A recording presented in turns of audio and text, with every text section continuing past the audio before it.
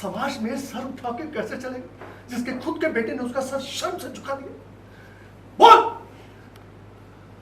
बता बेटा, इस सब को खत्म करने के लिए मैं क्या करूं? खुद को फांसी लगा लूं या तेरा गला घोट दूं? बाजी कैसी बातें कर रहे हो? राघव छोड़िए, तू ही बता मैं क्या करूं? इससे मुझे मुंह दिखाने लायक नहीं छोड़ा। बाजी छोड़िए। छोड़िए प्रतीक को, छोड़िए। क्या कर रहे हैं आप? तुम तो हर एक की जिंदगी में घुसी रहती है। इतना बड़ा कांड कर गया और तुम्हें पता तक नहीं चला। क्यों शारदा, क्यों? आप सच मानिए, इस प्रतीक ने जो किया है मुझे उस पर गर्व नहीं है। मेरा भी आपकी तरह दिल टूट रहा है, आंखें शर्म से झुक गई है। मेरी भी शर्मिंदगी से आंखें झुकी हुई, लेकिन मैंने खुद को शांत रखा है क्योंकि मैं शांत दिमाग से सोचना चाहती हूँ कि इस मुसीबत से कैसे निकलना है। तरीका है मम्मी जी, प्रतीक अभी उस लड़की को इस घर से धक्के मार के बाहर निकाले। मैं उसे एक मिनट भी इस घर में बर्दाश्त नहीं कर सकती। और मैं दिव्या बेटा के साथ हूं। स्मिता इस घर में नहीं रह सकती। इस नालायक की दो पत्नियां नहीं हो सकती। It's a crime. आप दिव्या को क्यों नहीं बोलते कि वो जबरदस्ती दे मुझे? ठीक, बकवास बंद क्या प्रतीक? ये दिव्या तो सही नहीं करती। इसके लिए सिर्फ मैं एक एटीएम मशीन की जैसा हूँ जिसमें सिर्फ पैसे निकाल के अपने लिए ज्वेलरी और कपड़े खरीदती है। अरे लोग तो एटीएम मशीन को भी ज्यादा सहज कर देते हैं। अरे लोग तो एटीएम मशीन को भी ज्यादा सहज कर देते हैं।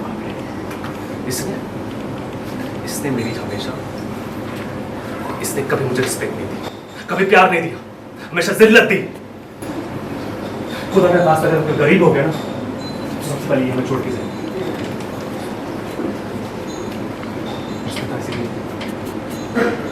रिस्पेक्ट करती, मुझे प्यार करती, वो प्यार मुझे जो आज तक कभी नहीं मिला, वो प्यार जो मुंह तोड़ के तेरा हाथ पे दे दूंगा। सारा सच्चे प्यार का भूत उतर जाएगा तेरा।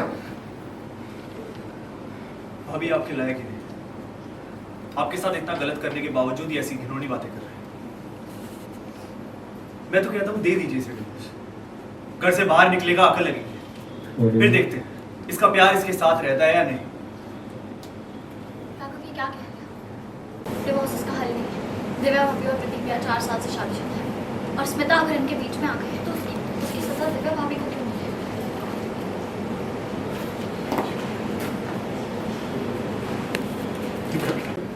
मैं हाथ जोड़ के तुमसे रिक्वेस्ट करता हूं, अभी इस बात को घर से बाहर मत चलने देना, क्योंकि समाज तुम्हें कसूरवार ठहराएगा। तुम्हारा ही मजाक उड़ाएगा। समझो? प्रतीक कमीने, बाहर निकल। ये तो मेरे मल्टीमीटर की आवाज है। चाचा क्या तुम मॉडल को बुलाया? मैंने नहीं बताया, लेकिन अच्छा वो उन्हें पता चल गया, वो यहाँ आ गए। अब तुमने जो किया है ना उसकी अच्छी सजा मिलेगी तुमको। बहुत मजनू बन रहे थे ना, अब टूटे हुए मुंह फटे हुए कपड़ों के साथ चिल्ला दे लैला लैला लैला।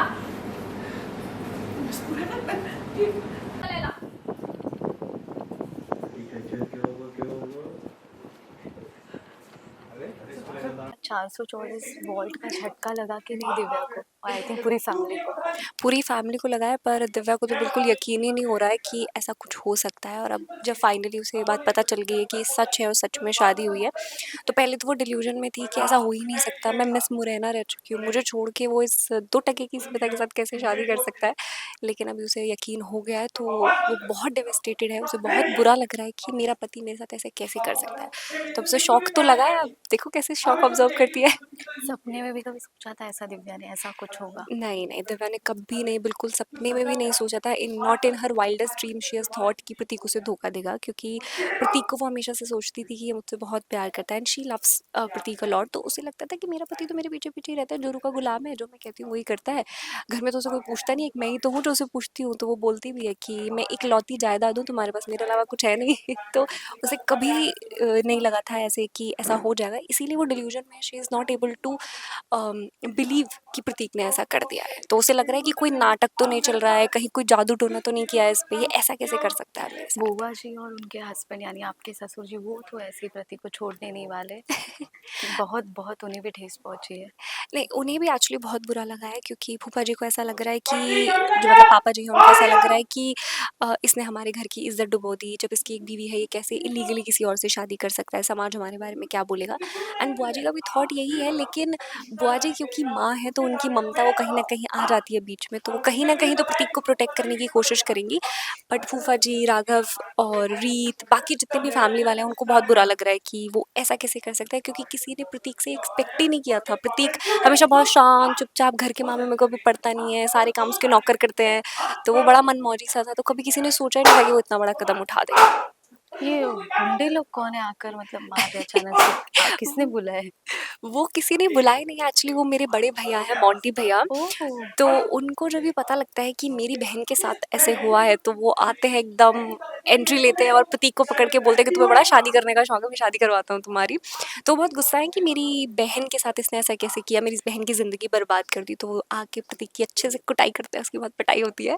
एंड दिव्या को ऐसा लगता है कि चलो कोई तो मेरे लिए, मेरे इंसाफ के लिए लड़ रहा है, पर उसमें भी कुछ ना कुछ तो तिकड़म रहेगा। इतनी आसानी से मोंटी भैया सिर्फ मार के तो नहीं जाएंगे प्रतीक को, तो उसमें भी बहुत सारे ट्विस्ट एंड टर्न्स अभी है। बुआ जी उसको साइड में लेके गई हैं कुछ बात करने के लिए, तभी पता चलेगा बुआ जी क्या खिचड़ी पका रही है। लास्टली दिव्या आप कुछ प्रतीक को पूछ पाई है या नहीं, सवाल जवाब कर पाई है कि नहीं? अभी तक तो दिव्या प्रतीक को कुछ नहीं पूछ पाई है, क्योंकि जैसे ही उनकी घर में एंट्री हुई तो सब लोग ऑलरेडी प्रतीक को ढूंढ रहे थे कि प्रतीक कहाँ चला गया। फिर सबके सामने जो भी बातें हुई, उसने पूछा कि तुम ऐसा कैसे कर सकते हो, वो यकीन ही नहीं कर पा रही थी। तो वो बेसिकली क्वेश्चन कर रही थी कि फैंसी ड्रेस कॉम्पिटिशन है क्या, कोई झांकी निकल रही थी कि तुमने ऐसे कपड़े पहने हुए हैं।